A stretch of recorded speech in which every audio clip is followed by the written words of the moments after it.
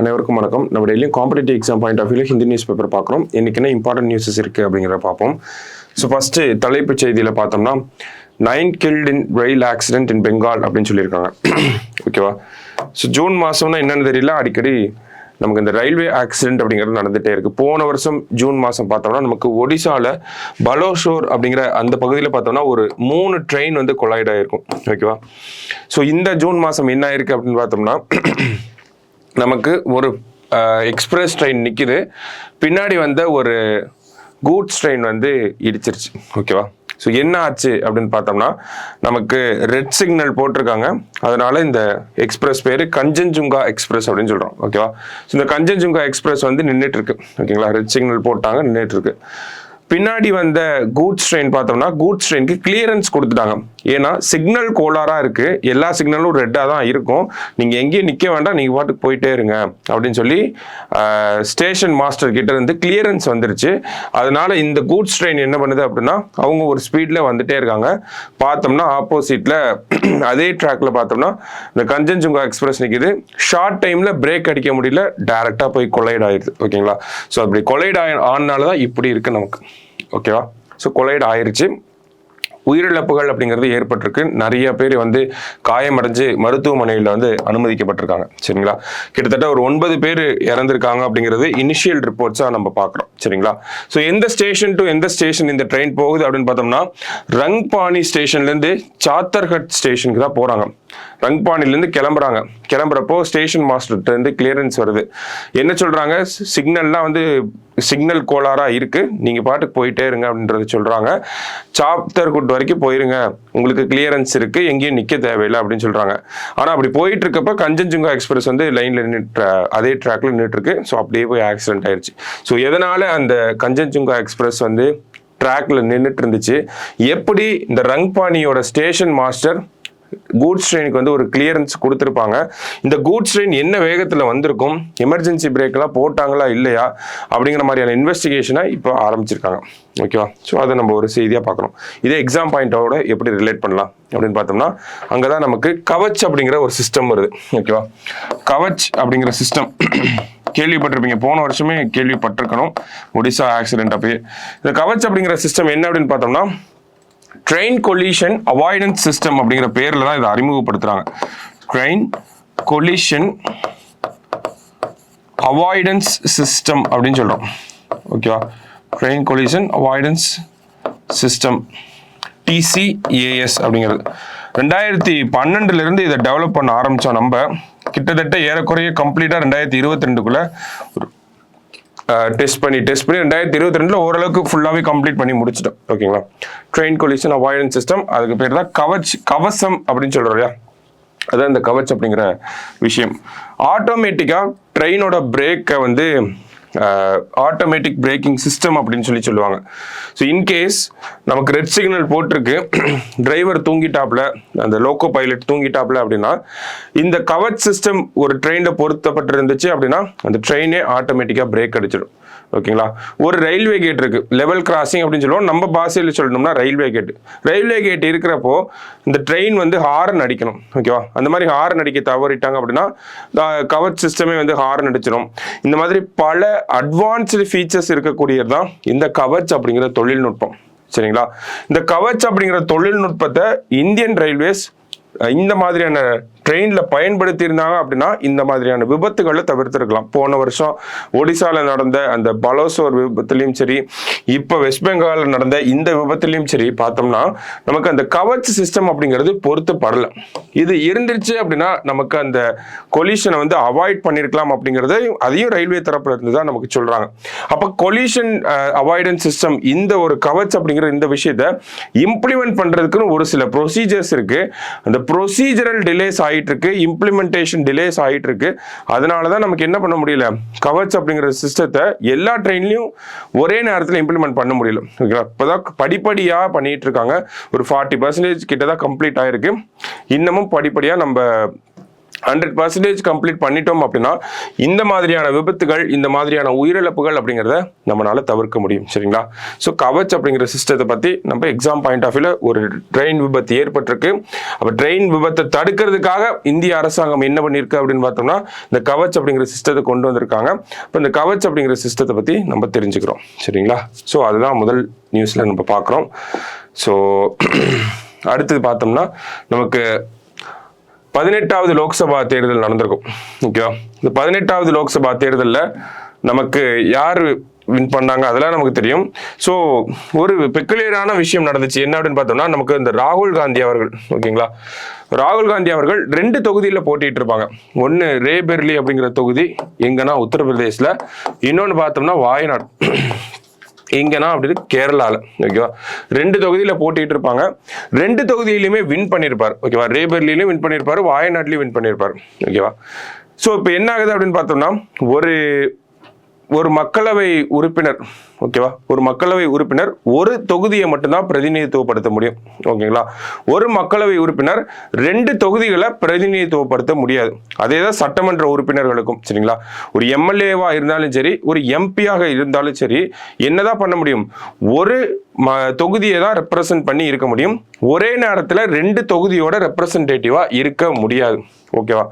அப்ப என்ன பண்ணணும்னா தேர்தல் முடிவுகள் அறிவிக்கப்பட்ட நாள்ல இருந்து 14 நாட்களுக்குள்ள நம்ம என்ன பண்ணணும்? ஏதாவது ஒரு தொகுதியில இருந்து நான் ரிசைன் பண்றேங்கிறத ஒன்று ஸ்பீக்கர் கிட்டயோ இல்லை எலெக்ஷன் கமிஷன் கிட்டயோ நம்ம சொல்லியிருக்கணும். ஓகேவா? அந்த டேட் முக்கியம். தேர்தல் முடிவுகள் அறிவிக்கப்பட்டு 14 நாட்களுக்குள்ள, தேர்தல் முடிவுகள் அறிவிக்கப்பட்டு 14 நாட்களுக்குள்ள, எலெக்ஷன் ரிசல்ட் வந்து 14 டேஸ்ல. இப்போ பார்த்தோம்னா நமக்கு ஜூன் 4 எலெக்ஷன் ரிசல்ட் வந்துச்சு. ஓகேவா?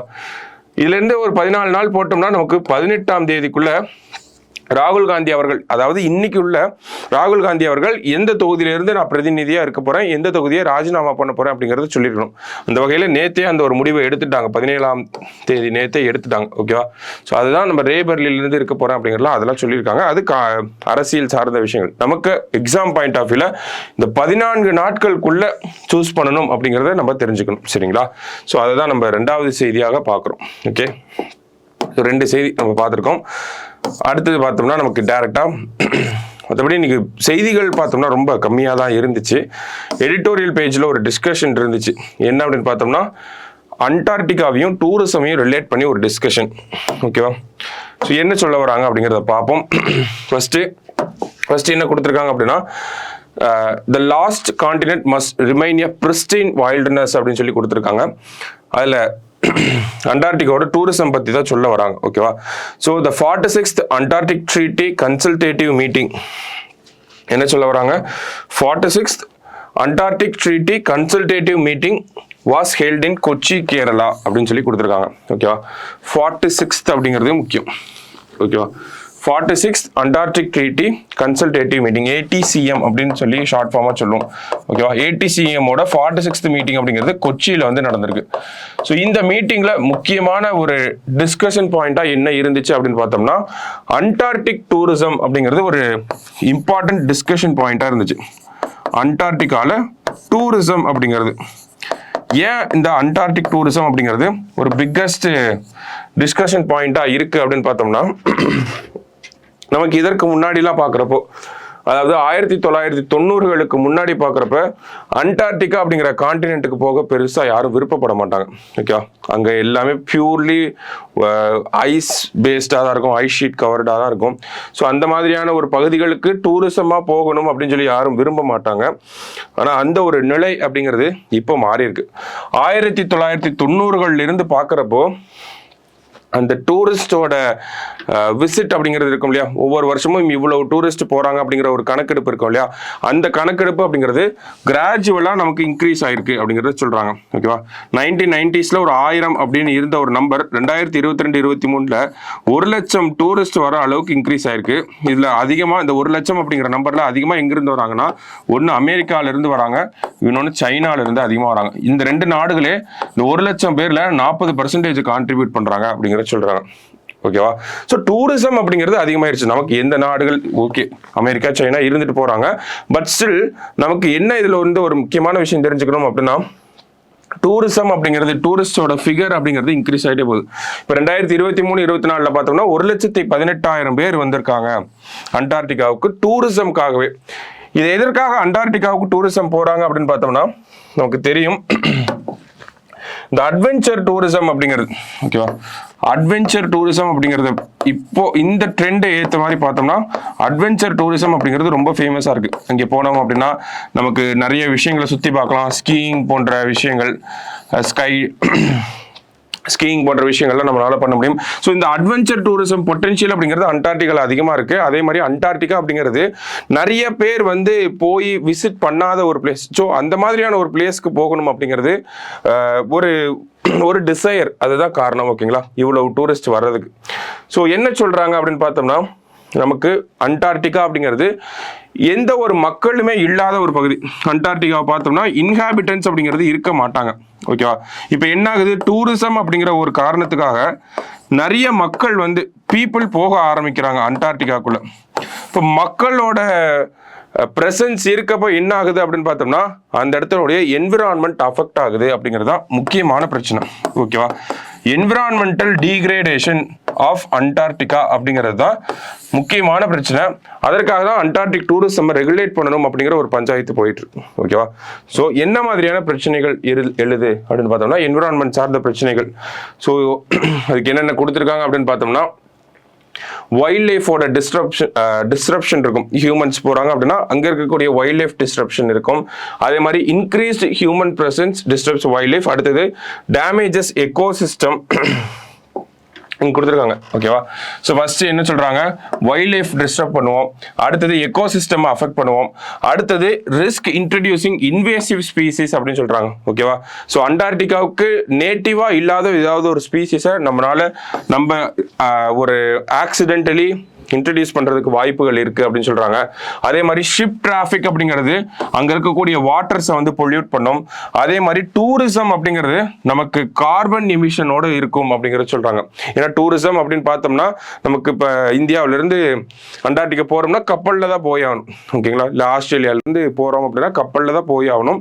இந்த கப்பல்ல போறப்போ அது வெளியிடக்கூடிய அந்த carbon food print, carbon case emissions அப்படிங்கிறது அதுதான் சொல்றோம் கார்பன் ஃபுட் பிரிண்ட். இப்போ அண்டார்டிகாவுக்கு டூரிசம் போறனால வரக்கூடிய கார்பன் டை ஆக்சைடு எமிஷன், அதுதான் கார்பன் ஃபுட் பிரிண்ட் அப்படின்னு சொல்றாங்க. In terms of Antarctica tourism போறனால வரக்கூடிய கார்பன், அந்த கார்பனோட எமிஷன் அப்படிங்கறத குளோபல் ஃபுட் பிரிண்ட் அப்படின்னு சொல்றோம் நம்ம. அதே மாதிரி பார்த்தோம்னா கிளைமேட் சேஞ்சினால ஏற்படக்கூடிய மாற்றங்கள், அதனால ஏற்படக்கூடிய அங்க அண்டார்டிகால ஏற்படக்கூடிய மாற்றங்கள்னால ஒரு பாதிப்பு, இந்த மாதிரியான பாதிப்புகள்லாம் இருக்கு நமக்கு அப்படின்னு சொல்றாங்க. அப்போ இது வரைக்கும் பார்த்தோம்னா அண்டார்டிகால நமக்கு ரிசர்ச் பேஸ் அப்படிங்கிறது போயிட்டு தான் இருக்கும். ஓகேவா, ரிசர்ச் பண்றதுக்காக எல்லா நாடுகளும் ஒரு ரிசர்ச் பேஸ் அப்படிங்கிறத வச்சிருக்காங்க. பட் ஸ்டில் டூரிசம் அப்படிங்கிறது இந்த ஒரு 10 ஆண்டு காலத்துல தான் வந்து அதிகமாயிட்டே போகுது. இந்த மாதிரி இன்க்ரீஸ் ஆகிட்டே போகுது. நம்ம கிராஃப் போட்டு பார்த்தோம், இந்த மாதிரி 1000 இருந்தது, இப்போ 1,18,000 ஆயிருக்கு. அப்போ இன்க்ரீசிங் இன் டூரிசம் அப்படின்ற பார்த்தோம்னா அது கொஞ்சம் கொஞ்சமா அண்டார்டிகாவோட எக்கோ சிஸ்டம், அங்க இருக்கக்கூடிய பயோடைவர்சிட்டி, அங்க இருக்கக்கூடிய பிளான்ட்ஸ் அண்ட் அங்க இருக்கக்கூடிய அனிமல்ஸ் அண்ட் ஸ்பீசிஸ், இது எல்லாத்தையுமே அஃபெக்ட் பண்ணிடும் அப்படிங்கறத சொல்றாங்க. அதே மாதிரி நம்ம போனோம் அப்படின்னா ஹியூமன்ஸோட பிரசன்ஸ் இருந்துச்சு அப்படின்னா அந்த இடத்துல கண்டிப்பா பொல்யூஷன் அப்படிங்கிறது இருக்கும். ஸோ இந்த மாதிரியான ஃபேக்டர்ஸ் எல்லாம் அண்டார்டிகாவில் தாங்கிக்கக்கூடிய சக்தி அப்படிங்கிறது அதுக்கு இல்லை அப்படிங்கிறத சொல்ல வராங்க. ஓகேவா, ஸோ நமக்கு என்ன பார்த்துருக்கோம் அப்படின்னா அண்டார்டிகாவோட டூரிசம் பத்தி பார்த்துருக்கோம். ஸோ இப்போ அண்டார்டிகால டூரிசம் அப்படிங்கிறதா பிரச்சனையா இருக்கு. அதை ரெகுலேட் பண்றதுக்காக ஏதாவது ட்ரீட்டி இருக்கா, இன்டர்நேஷனல் லெவல்ல ஏதாவது ஒரு ஒப்பந்தங்கள் இருக்கா அப்படின்னு பார்த்தோம்னா 2 விஷயம் இருக்கு. நம்ம ஃபர்ஸ்டே பார்த்தோம், அண்டார்டிக் ட்ரீட்டி கன்சல்டேட்டிவ் மீட்டிங் அப்படின்னு சொல்லி தான் பார்த்தோம். ஓகேவா, அண்டார்டிக் ட்ரீட்டி அதை கன்சல்ட் பண்றதுக்காக ஒரு மீட்டிங், அதனுடைய 46வது மீட்டிங் அப்படிங்கிறதா நம்ம தலைப்புல பார்த்தோம். ஓகேவா, இப்போ அண்டார்டிக் ட்ரீட்டி அப்படின்னா என்ன, எப்போ வந்திருக்கு அப்படின்னு பார்த்தோம்னா இந்த அண்டார்டிக் சார்ந்த விஷயங்களை ரெகுலேட் பண்றதுக்காக அண்டார்டிக் ட்ரீட்டி அப்படிங்கறத போட்டிருப்பாங்க. எப்போ அப்படின்னா 1961ல. அதே மாதிரி பார்த்தோம்னா மேட்ரிட் புரோட்டோகால் அப்படின்னு இருக்கு. ஓகே, ஸ்பெயினோட கேபிட்டல் மேட்ரிட்ல வச்சு என்விரான்மெண்ட்டை ப்ரொடெக்ட் பண்ணணும், அண்டார்டிகாவோட என்விரான்மெண்ட்டை ப்ரொடெக்ட் பண்ணணும் அப்படிங்கிறதுக்காக ஒரு புரோட்டோகால் சைன் பண்றாங்க.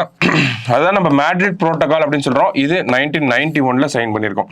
ஓகேவா, அடுத்தது பார்த்தோம்னா நமக்கு IAATO அப்படிங்கிற ஒரு பாடியும் இருக்கு.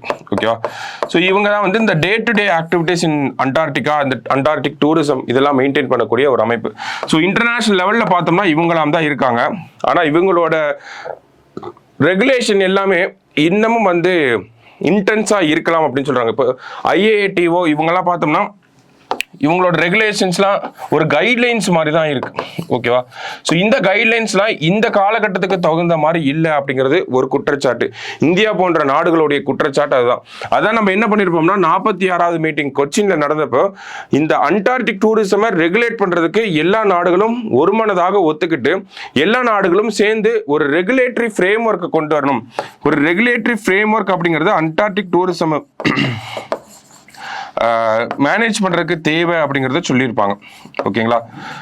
ஸோ இந்தியா இந்த ரெகுலேட்டரி ஃப்ரேம்வொர்க் அண்டார்டிக் டூரிசமை ரெகுலேட் பண்ணணும், அந்த மாதிரியான விஷயங்களுக்காக அண்டார்டிக் சார்ந்த விஷயங்களுக்காக ஏதாவது ஒன்று பண்ணியிருக்காங்களா அப்படின்னு பார்த்தோம்னா அந்த இடத்துல ஒரு முக்கியமான விஷயம் இருக்கு. என்ன அப்படின்னா நம்ம பார்த்தோம் 2 அண்டார்டிக் ட்ரீட்டி அப்படிங்கிறத பார்த்தோம், மேட்ரிட் புரோட்டோகால் அப்படிங்கிறத பார்த்தோம், அண்டார்டிகோட என்விரான்மெண்ட் ப்ரொடெக்ட் பண்றதுக்காக உலகளாவிய அளவில் இருக்கக்கூடிய சட்டங்கள் அதெல்லாம் அப்படின்னு சொல்லி பார்த்துருந்தோம். அதெல்லாம் நடைமுறைப்படுத்துறதுக்காக அண்டார்டிக் ஆக்ட் அப்படின்னு சொல்லி இந்தியா கொண்டு வந்திருக்காங்க. ஓகேவா? அண்டார்டிக் ஆக்ட் அப்படின்னு சொல்லி இந்தியா கொண்டு வந்திருக்காங்க. எப்போ அப்படின்னு பார்த்தோம்னா ரொம்ப சமீபத்தில் 2022 தான் இந்த ஒரு சட்டம் போட்டிருப்பாங்க. ஓகேவா?